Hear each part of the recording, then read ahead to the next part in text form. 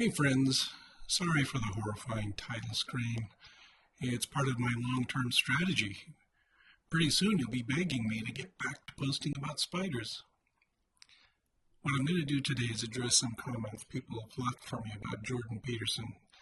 You see, there's been this ongoing argument that Jordan Peterson is not transphobic, and that there's no evidence that he is. For instance, this one. And now you're engaging in the exact same type of evidence-free hyperbole as Myers. Being opposed to compelled speech equals throwing people under the bus? How? For personal gain? How has he gained? Pretending they are a threat? No, he's saying government-imposed compelled speech is a threat, not they, trans. You can argue the legitimacy of that if you like, but pretending Peterson's issue is with trans in this instance is dishonest, and that's exactly what I'm calling Myers and now you out on. First of all, notice how generous I am leaving the names off of these comments.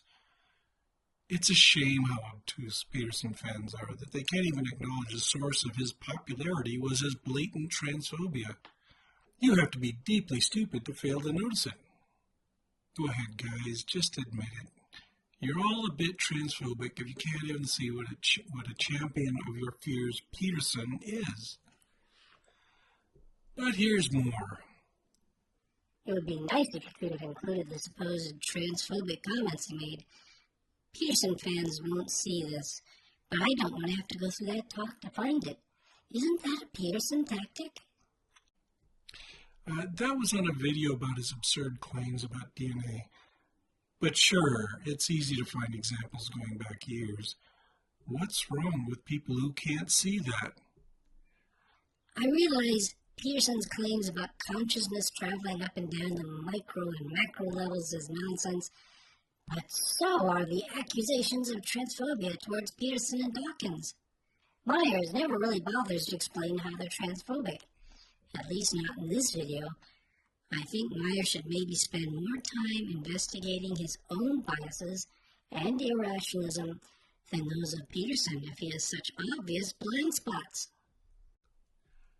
Right. Claiming that Peterson is openly transphobic is as ridiculous as claiming that he can see DNA when he takes drugs. But hey, let's go crazy. Peterson is a genius, and he has added greatly to the public discourse. He was right about C-16.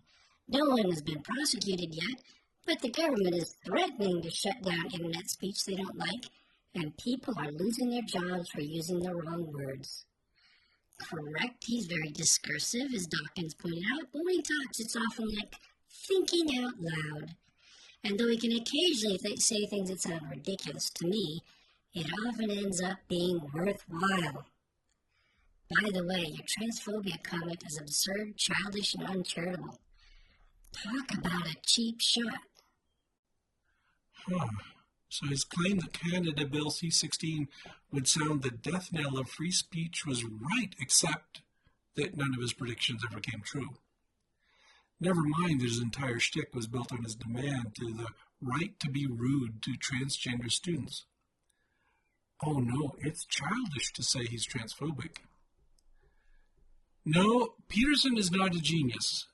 He's a rambling, opinionated kook who has gathered a following by asserting certainty about things he merely finds personally offensive. And since he's a puritanical authoritarian, there sure is a lot to whine about. It's a self-perpetuating grift. But okay, if you want evidence that Peterson is transphobic, perhaps you'd like evidence the sky is blue and the rain gets you wet next. I will oblige. It's pretty easy since Peterson willingly opens his mouth and lets the hate dribble out. Actually, the hard part was paring it down to a reasonable length, because if there's one thing that will inspire Peterson to long-windedness, it's talking about himself. And so much of what he says is totally bonkers. So, Peterson was recently banned from Twitter for this patently transphobic tweet. Remember when pride was a sin? And Ellen Page just had her breasts removed.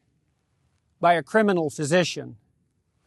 Then a link. I could rest my case there, but Peterson celebrated his lucrative recruitment by the Daily Wire to painstakingly dissect his own tweet, demanding that it be explained to him why it was considered offensive.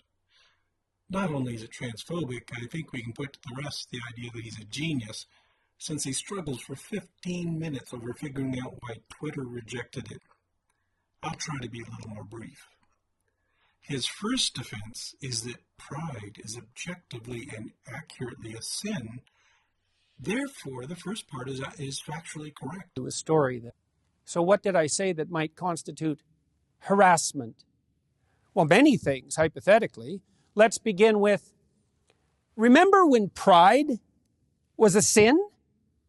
Although that is merely a factual statement, because under the old rules, applicable even a decade ago, pride was a sin and had been recognized as perhaps the cardinal sin for thousands of years previously. It still might be regarded as unacceptable to the woke authoritarian moralists who now insist, for example, that we celebrate Pride Month, not hour or day or week, but month, and who have literally called it Pride Month instead of LGBT plus month or whatever else alphabet acronym which is currently insisted upon as the only acceptable enlightened terminology. I don't regard pride as a virtue. It has been classically regarded as a sin. I don't see that sexual orientation or sexual desire of any sort is something to celebrate or to take pride in. And so what I said was merely a fact. It's odd to claim that others are authoritarian moralists because they don't accept his authoritarian morality. That's what sin is, an archaic religious concept that certain behaviors are wrong because God, or rather God's priests, said so. It allows no discussion of whether the behavior is justified or good for the individual or society. It just is, because the interpreters of divine morality dictate that it is. Sorry, Jordan, yammering about sin is not effective. He also doesn't understand Pride Month. It's about pride in finally being to some extent free. We should be proud about building a free society, just as we should be horrified when we see those freedoms abridged. He also has a beam in his eye, since arrogance and self-pride are some of the defining characteristics of the Peterson persona. Okay, so he knows he wasn't banned for citing Christian dogma. So what does he think the problem was? Next phrase to interrogate. And Ellen Page. Now, why did I stop there? Because in all likelihood, it was this seemingly innocuous phrase, including the name of a well-known actress, there I'm in trouble again, that likely resulted in my ban. I committed the fatal crime of what has come to be known in the appalling sensorial terminology of the insane activists as dead naming, which is the act of referring to someone who has transitioned, another hated piece of jargon and slogan, by the name and by the inference, the gender, really the sex, that everyone knew them by previously, and in the case of Ellen/Elliot, that millions of people recognized and knew. So I should have either called him, her, they, Elliot, instead of Ellen, although as we will discover, that would have made it impossible for me to say what I wanted to and need to say in the remaining phrases. Not that such a problem would bother those who are objecting to my speech in the first place. Why insist on calling someone by a name they reject? It's an announcement that Peterson has no respect for Elliot Page. His decisions are to be ignored. It's a silly complaint, since people change their names all the time, often at major life-changing events. To give just one example, there was a woman named Tammy Roberts who married Jordan Peterson and changed her name to Tammy Peterson. What would we think of someone who insisted that her real name was Roberts and who repeatedly called her Roberts, even after multiple corrections? It would be a declaration that they did not respect her marriage decision, which I'll presume she made after careful consideration, in which she considers a significant transition. This is exactly the same situation. A change in social status was acknowledged with a change in name. Dr. Peterson claims to appreciate other cultures. Perhaps he should have noticed that this is a common phenomenon, and that he also has used naming and titling conventions to distinguish his own transitions in society. He says accepting Elliot Page's name would have made it impossible to say the rest of his tirade. I wish. This is where he gets very twisty and silly. The next phrase is, just had her breasts removed. This bit suffers from a very similar problem. I employed the forbidden pronoun her when Elliot, Ellen, is now to be regarded as a he or else. But there's a conundrum here, to say the least, and not just for me, although I have been banned because of it. Was Elliot/Ellen a she or a he, or Ellen or Elliot, when she or he or they, that's Elliot or Elian, by the way, had his or her or their breasts removed? If he or she was a he, then why was it necessary to have the mastectomy? And how could those I am writing to make sense of what I was saying if it was his breasts that were removed? Were those male breasts or female breasts that were removed? If they were male breasts, then why were they removed?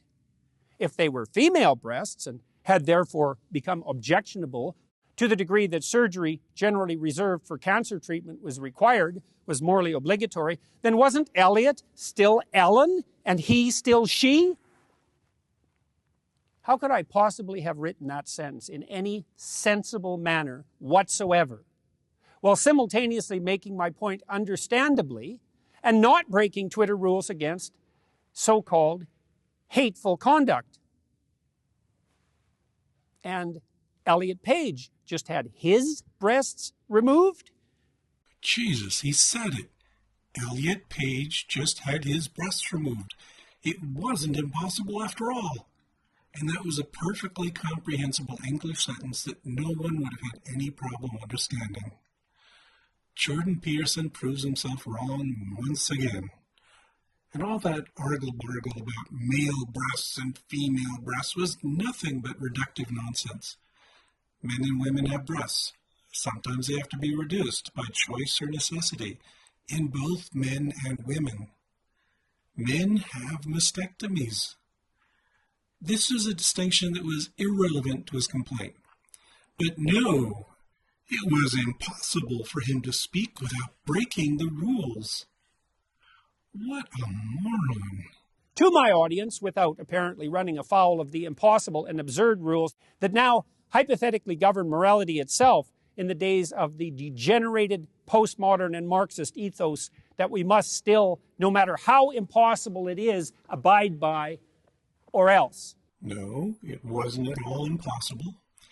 Elliot Page had his breasts removed is a simple and ordinary thing to say, except, of course, that using plain speech would make the absurdity of his argument apparent. Respecting other people's identity is neither postmodern nor Marxist, but again, he uses those terms as meaningless jargon to inflame his simple-minded audience. Falling back on right-wing tropes is familiar ground for an ideologue like Peterson. This isn't the most appalling thing he has to say, though. And finally, with regard to the final phrase, criminal physician, I must say that I've had some post-coital, so to speak, regrets about that phrase. It is clearly the case that the surgical operation performed by the butchers who butchered Elliot/Ellen was legal. So, was it criminal or not? Were the operations undertaken by the fascist physicians who carried out the Nazi medical experiments legal? Yes, under the laws of the time. But were they criminal? I'll leave that question up to you to answer. He dared to say that? He compares gender affirmation surgery to Nazi war crimes against citizens? How vile can he get? Okay, I guess this is my day to repudiate obvious stupidities said by Jordan Peterson. So first, unlike Nazi butchery of prisoners, gender affirmation surgery is done with the willing consent of all individuals. 2, Nazi crimes in concentration camps were intended to torture, harm, and kill their victims. Gender affirmation surgery is intended to help the patients who request it. 3, under the laws of the time, under the laws of all time, consciously and maliciously causing extreme harm to a human being is wrong. Nazis got around the morality by pretending members of various ethnic groups were not human. Okay. Peterson is doing the same thing. The end result of his ideas is to deny groups of people their human rights. The Nazis also invoked their God to justify grossly evil actions, just like Dr. Jordan Peterson. He says he'd rather die than retract that tweet. We can only hope. And I'm not taking down that tweet or acknowledging that my tweet violated the Twitter rules. Up yours, woke moralists. We'll see who cancels who. James Stephanie Sterling said something the other day that I think belongs here. Using perhaps the most overused buzzword in right-wing regressive rhetoric. Yes, more overused than SJW, if you can believe it, more overused than cuck. Seriously, maybe it's just me, but is woke like the worst one of the lot? Of all the bullshit these Tory-manipulated suckers regurgitate, has there been a more annoyingly pointless and mindlessly recycled insult as woke? I mean, it has the exact same definition of SJW, i.e. literally anything I don't like, but the way they've run it into the ground is a new level of fucking ridiculous, even for them. Well, yeah, cultural Marxist and postmodern are up there with the Peterson cult, too. That was an excellent rant. Peterson is a horrible, hateful fraud who belongs on a channel that also features people like Ben Shapiro. I have one more comment from a viewer here that I want to address. I like Peterson. I'm not religious, and I know he's not an expert on lobster biology, but I like him. He seems like a good guy who seems to genuinely care about helping people, especially young men. His book was Common Sense Good Advice. No, I don't accept that. He is not a good guy. He is a hate monger. He does not genuinely care about helping people, or he wouldn't have such a long history of hating and harming people who do not accept his archaic biblical morality. He does not help young men. He leads them further along his path of bitter prejudice. Wake up, guy. He is part of a large number of entitled a-holes who are wrecking this country and the world. And that's enough. You know what, friends? I'd rather make videos about spiders. They aren't as repulsive and venomous as creatures like Peterson. I'd also rather talk with people like you and these, my Patreon supporters.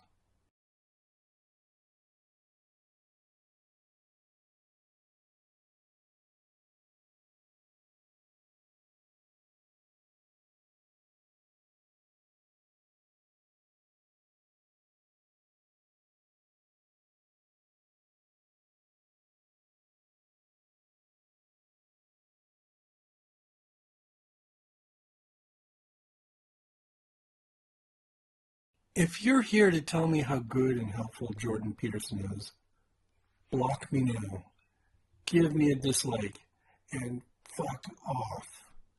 I'm not going to tolerate apologists for hate.